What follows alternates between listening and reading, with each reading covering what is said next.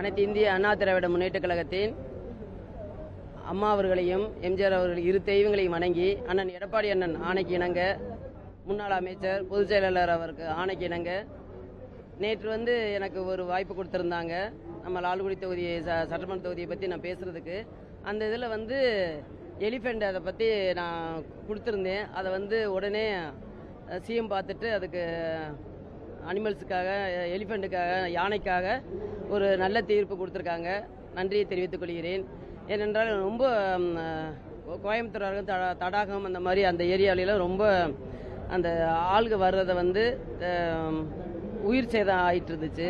அதுகளுக்கு சரியான தொட்டி அமைச்சு அந்த வேலி அமைக்குமாறு கேட்டு மனு கொடுத்துருந்தேன்.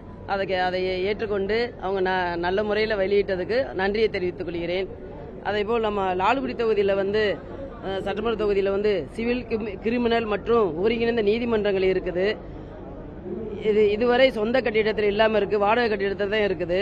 சில மாதங்களுக்கு முன்பு ஆங்கரை அரசு பாலிடெக்னிக் அருகில் உள்ள சிவஞான கூட்டுறவு சங்கத்திற்கு சொந்தமான இடம் நீதிமன்றம் வளாகம் அமைப்பதற்கு தேர்வு செய்யப்பட்ட நிலையில் இதுவரை கட்டுமான பணிகள் தொடங்காமல் கிடப்பில் போடப்பட்டுள்ளது.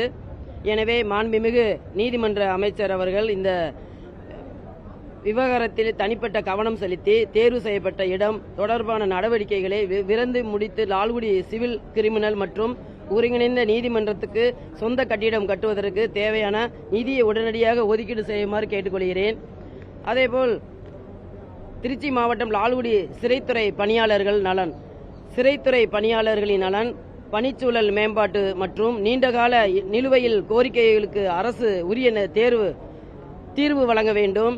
குறிப்பாக காவல்துறையில் நடைமுறையில் உள்ளதை போன்று சிறை காவலர்களுக்கும் குறிப்பிட்ட நாட்களுக்கு பணி நிறைவு அடிப்படையின் காலமுறை பதவி உயர்வு வழங்கும் முறையை உடனடியாக அமல்படுத்துமாறு கேட்டுக்கொள்கிறேன். காவல் நிலையத்தில் முன்பு அதிகமான காவலர்கள் இருந்தார்கள்.